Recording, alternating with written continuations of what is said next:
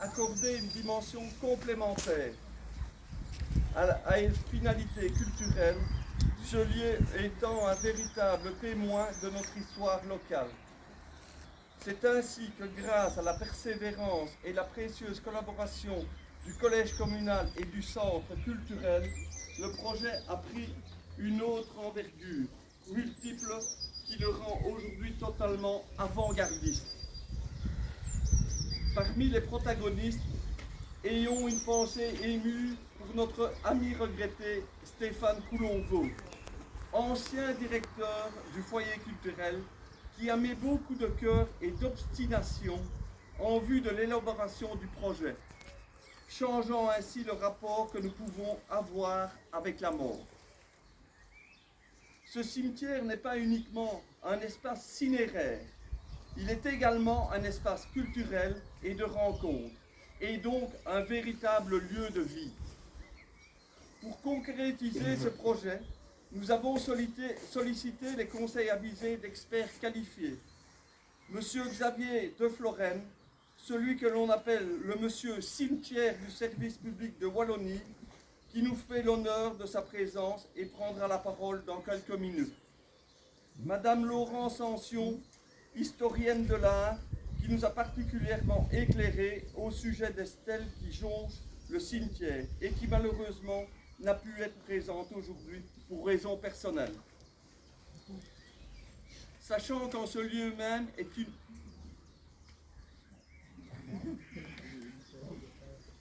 Pardon. Et monsieur Michel Ledoux, ce passionné d'histoire locale et auteur d'un ouvrage relatif à ce lieu, dont il nous dira quelques mots tout à l'heure. Une fois tous ces renseignements recueillis, place à la transformation des lieux avec un travail réalisé de bout en bout par nos ouvriers communaux. Un chantier colossal qui a duré 2 années où il a fallu d'abord débroussailler et défraîchir les lieux, ensuite déterrer, nettoyer et réparer les pierres tombales, construire une scène pour les hommages rendus, pouvant également accueillir diverses activités musicales, réaliser une avancée offrant un magnifique panorama sur le village, mais aussi sur une nature environnante à perte de vue, réparer les murs d'enceinte, ce qui représente 450 mètres carrés de pierre de pays, aménager un columbarium comportant 32 emplacements cinéraires ainsi que 12 cavurnes. Le tout avec diverses plantations qui permettent d'agrémenter davantage encore les lieux en lui octroyant une touche bucolique. Sachant que ce lieu même est inhumé, sachant qu'en ce lieu même est inhumé M. Bernard Gauthier, premier directeur du foyer culturel de Douache, qui nous a quittés en août 2022. Eh bien, mesdames et messieurs, le résultat est simplement époustouflant. Je remercie d'ailleurs chacun et chacune des intervenants pour le remarquable travail réalisé. Et je ne manque pas d'y associer notre ami Christian Maguin, ouvrier communal depuis durant presque 30 ans, qui est décédé brutalement le 13 juin de l'an dernier. Les remerciements s'adressent également aux œuvres paroissiales pour la mise à disposition du terrain situé derrière moi qui sera aménagé en parking. À M. René Gram pour la documentation photographique réalisée pendant les travaux et qui feront l'objet d'une exposition avec le travail de Mme Ancion en l'église de Douache, mais je ne connais pas encore la date.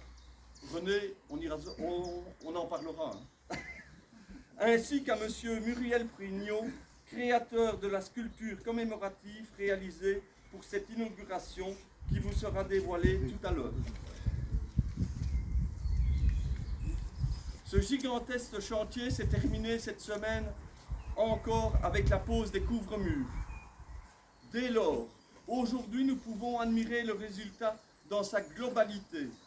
Une pleine réussite grâce au travail collectif et investi de celles et ceux qui méritent vraiment tous nos applaudissements.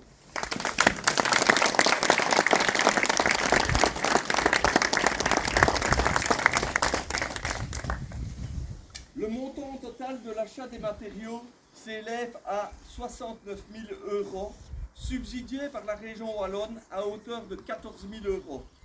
Pour la main-d'œuvre qui fut entièrement communale, nous en sommes à plus de 12 000 heures de travail. Un travail de très haute qualité réalisé par nos maçons, menuisiers et horticulteurs, Claude Soumois, Julien Francotte, Cédric Robert, Jérôme Bataille, Benoît Gilles, etc., sous la coordination exemplaire de notre cher contremaître Vincent Minet, et qu'on peut applaudir.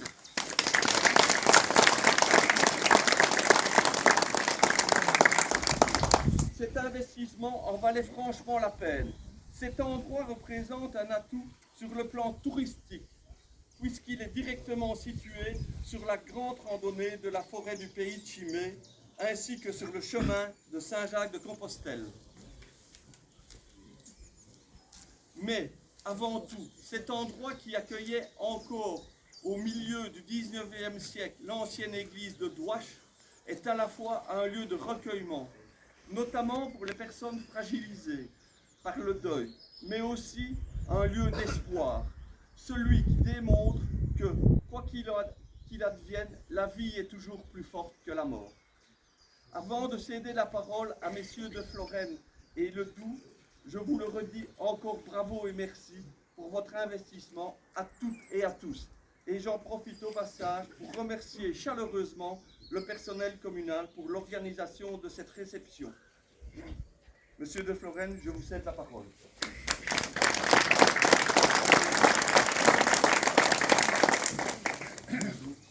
Bonjour tout le monde. Je vais préparer une tartine, forcément. Vous risquez la pluie, moi pas. Mon parapluie, je l'ai passé à mon adjoint derrière. Allez. Certains dossiers me tiennent à cœur. C'est le cas de la réaffectation de ce petit cimetière que j'ai découvert à la fin des années 1990 dans le cadre de mes missions.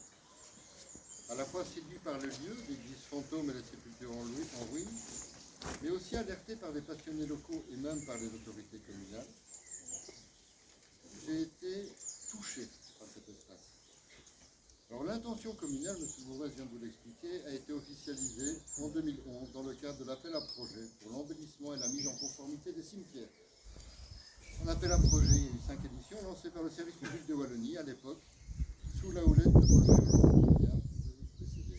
Alors, ministre des Pouvoirs locaux. D'aucuns, et on m'en a parlé, d'aucuns pourraient regretter la disparition d'un certain romantisme du lieu, lorsqu'il était envahi de végétation diverse, lorsque ses murs s'effondraient, lorsqu'il offrait un terrain propice aux jeux de l'enfance ou de l'adolescence, l'attrait des rues. D'autres, voire les mêmes, se plaignaient pourtant, et avec raison, que ce cimetière soit envahi d'une végétation impraticable sans écorcher, que les murs s'effondrent dans les jardins mitoyens ou sur la voirie, que des canettes et autres déchets jonchent le sol, rendant l'espace dangereux pour les enfants.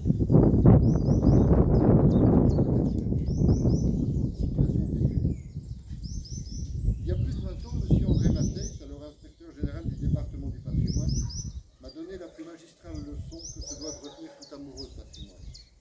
Sans fonction collective, le patrimoine disparaît. Seule l'inscription dans le présent d'une population rend les marquoirs d'histoire actifs. Simplement parce que les témoins humains que nous sommes sont soumis à l'obsolescence programmée du vivant. L'érosion de la mémoire est un phénomène inexorable si on n'y prête pas attention. Certes, cette évaporation nous rappelle constamment la fragilité du cadre de vie. Et lorsqu'elle touche un espace funéraire, comme c'est le cas ici, elle conduit immanquablement à la mise en mal de 2 thématiques essentielles, la sécurité publique et la salubrité publique. Et c'est bien le rôle, la responsabilité du gestionnaire public de résoudre et d'anticiper ces situations. À ce moment, 2 postures cohabitent. Les partisans du bulldozer, définitifs et destructeurs, font face à ceux qui ont l'intelligence de la transmission, la fierté d'un héritage qui appartient à nos enfants, et puis aux leurs, et ainsi de suite. Il faut jauger l'équilibre des idées, et quelle meilleure façon de ramener l'attachement que de rétablir dans ce cimetière résiduel un usage funéraire et mémoriel privé, résolument contemporain, attentif à la qualité du deuil et du recueillement. Calculé, Il aura fallu 12 ans pour qu'aboutisse la renaissance de ce lieu. Ces 12 années n'ont pas été vaines. Elles auront permis le passage du temps.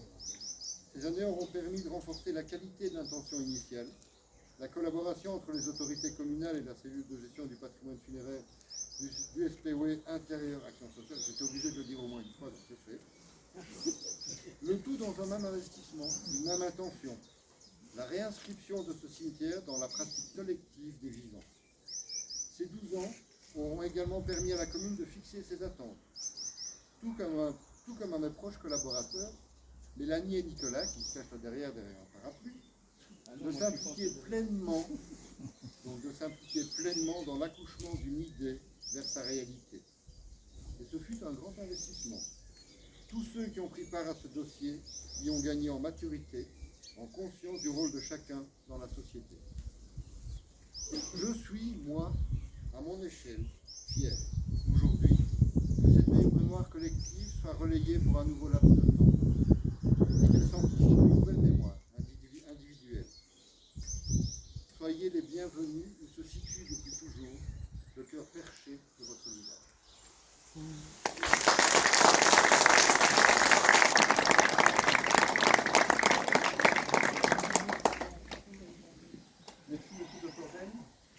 Monsieur Ledoux, vous êtes l'auteur d'un ouvrage tout récent intitulé « Douache, église, tour et cimetière primitif, Renaissance ». À vous la parole. Nous sommes le 22 avril. Le 22 avril 1573. Douache, tout petit village, une trentaine de maisons, nichées dans le vieux quartier des Ruelles et s'étendant un peu vers le château ferme. 150 habitants peut-être. Et nous sommes à l'extrémité sud de la principauté de Lierre, qui comprend aussi Givet et Charlemont. Nous sommes à l'étroit entre deux grandes puissances, l'Espagne, les Pays-Bas espagnols, et la France. Et entre les deux, on essaye de survivre. Il y a quelques mois, les Pays-Bas espagnols ont racheté le comté d'Agimont. Et le comté d'Agimont qui s'étendait sur Givet et Charlemont. Et aussitôt, les Espagnols n'ont de cesse de renforcer Charlemont, rehausser les murs, en faire vraiment une place forte, beaucoup plus moderne que précédemment. Cela chiffonne les Français, parce que renforcer Charlemont, les Français sont stationnés à Mariembourg, et nous venons d'apprendre par un passager ambulant que les Français sortent de Mariembourg et se préparent à venir chatouiller les Espagnols ici. Il y a 10 000 fantassins à Mariembourg, 2 000 cavaliers, et par où venir attaquer Charlemont? Certes pas par la Meuse. Il y a un côté escarpé, inabordable. Par où? Mais par la Fagne, par la montée de Douache et sur la plaine de Fouache, pour attaquer Charlemont par l'arrière.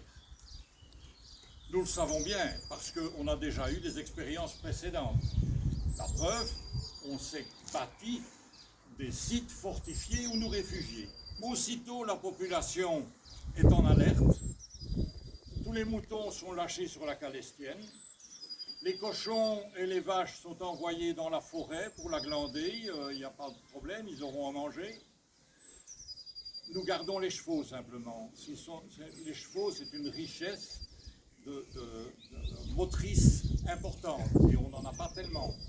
Et toute la famille se réunit, toutes les familles se réunissent ici, dans l'église fortifiée et dans la tour et dans la ferme-château, chacun allant au plus proche, selon des habitudes bien établies. Nous nous retrouvons ici dans ce cimetière fortifié avec des murs de 4 mètres de haut, 50 cm de large. Nous avons nos fourches, nos faux, quelques fusils probablement, mais pas davantage. Et nous attendons les Français, mais les Espagnols se sont déjà portés un peu en avant pour les chatouiller un peu plus loin. Et c'est la bataille de Gimnée, dans la plaine de Gimnée. Mais les Espagnols, qui savent bien ce qu'ils font, se retirent, cèdent du terrain progressivement jusque sur les hauteurs.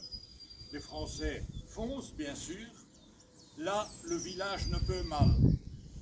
Les Français, les troupes, quelles qu'elles soient d'ailleurs, mais les troupes ont un objectif, monter sur Charlemont, où ils vont être accueillis d'ailleurs par des bombardes en nombre qui ont été prévues par les Espagnols, et les Français vont devoir se replier sur Mariembourg plus tard.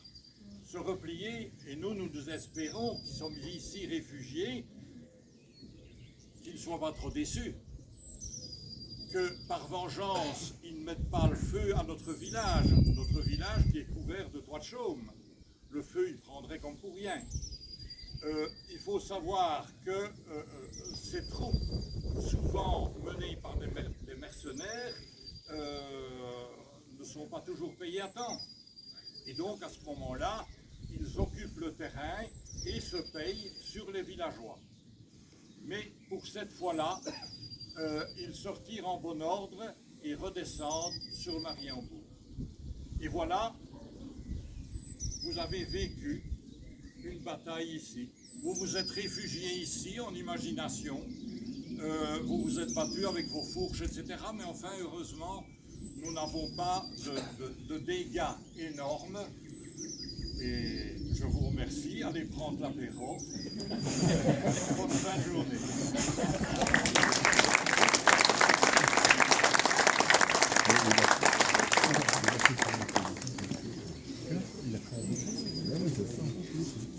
Merci Michel. Merci voisin. J'invite maintenant Monsieur le curé et Monsieur le chanoine pour la bénédiction du cimetière. Ben oui.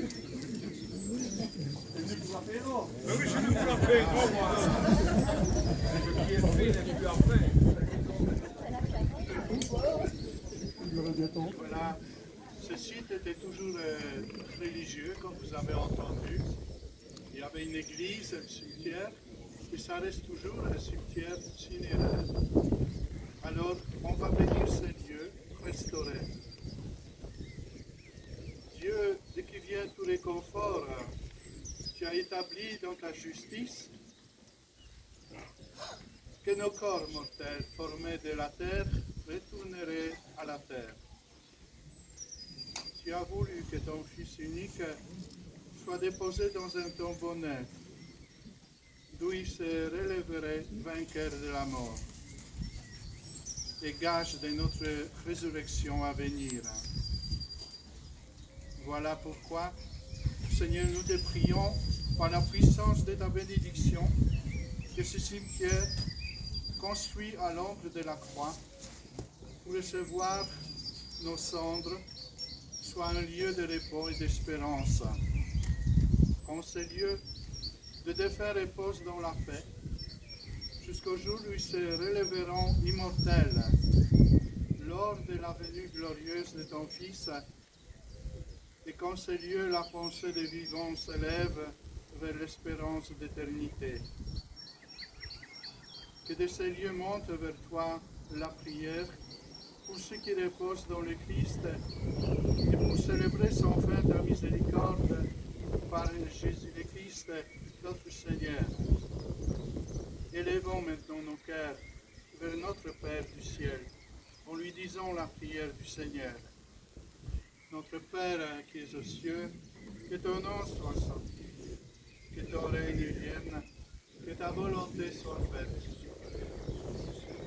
Donnez-nous aujourd'hui notre pain de ce jour. Pardonnez-nous nos offenses. Nous pardonnons à ceux qui nous offensent. Et ne nous laisse pas entrer en tentation,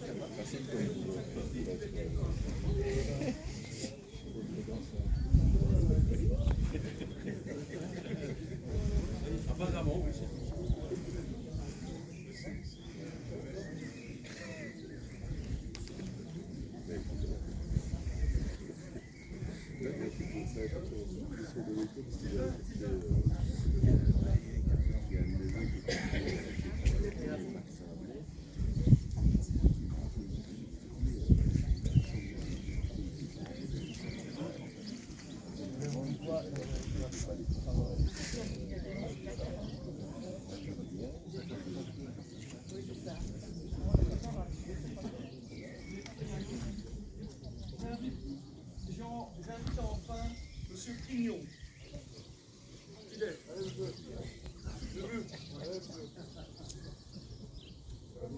Ainsi que mes collègues du collège communal à me rejoindre pour dévoiler la sculpture commémorative en pierre bleue réalisée à cette occasion et on coupera le ruban.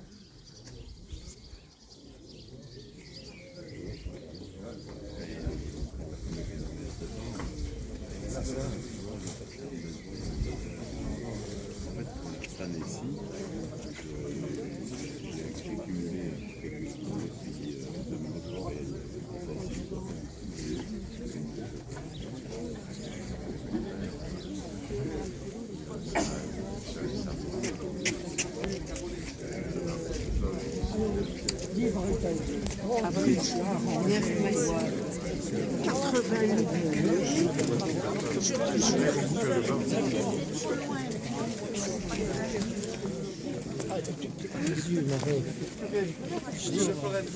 Michel.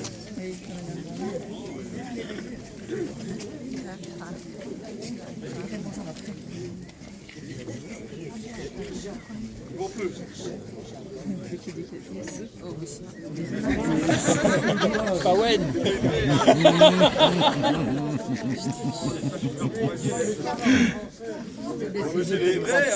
avec les dents, Cali. C'est des sujets. Quand on voit avec quoi les ouvriers ont investi, travaillé,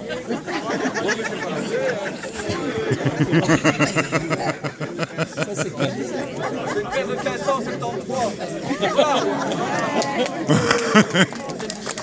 Bravo.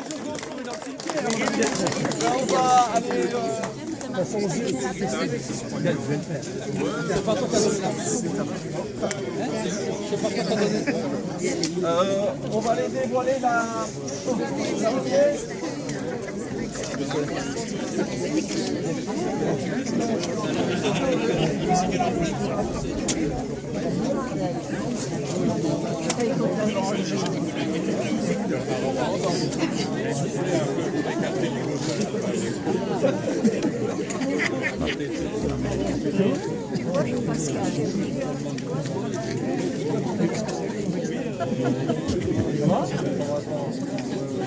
Alors, ça fait quoi? Pardon? Ça fait quoi? Quoi? Tout ça? D'entendre mon mari parler, j'ai l'habitude. Et de découvrir un lieu à côté duquel tu as passé toute ta vie, rénové.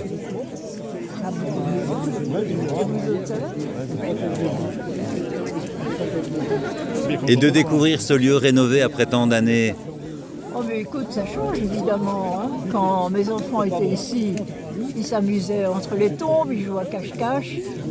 Ils fumaient des cigarettes en cachette, je présume. Et puis après, ben, ça s'est dégradé, c'est devenu un dépotoir de canettes, de mégots, etc. Alors à ce moment-là, eux, ils sont allés ailleurs. Et maintenant, je suis ravie de voir ce lieu à nouveau restauré. Et puis, ça va être mon lieu d'envol. Ça va me servir de piste d'envol. Voilà. Merci.